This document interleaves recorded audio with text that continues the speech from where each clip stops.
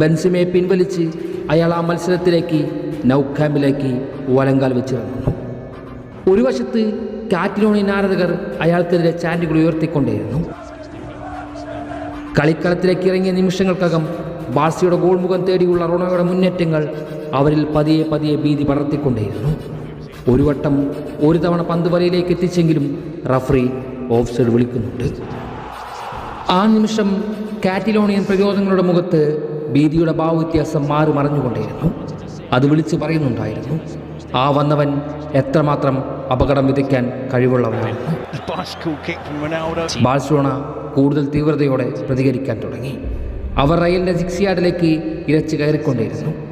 77-ാം മിനിറ്റിൽ പന്തുമായി ബോക്സിനുള്ളിലേക്ക് വന്ന സുവാരസിനെ ഫൗൾ ചെയ്തതിന് ഗോളി നവാസിന് മഞ്ഞക്കാർഡും ബാഴ്സലോണയ്ക്ക് അനുകൂലമായ ഒരു പെനാൽറ്റിയും റഫറി വിധിക്കുന്നു. ബാഴ്സലോണയുടെ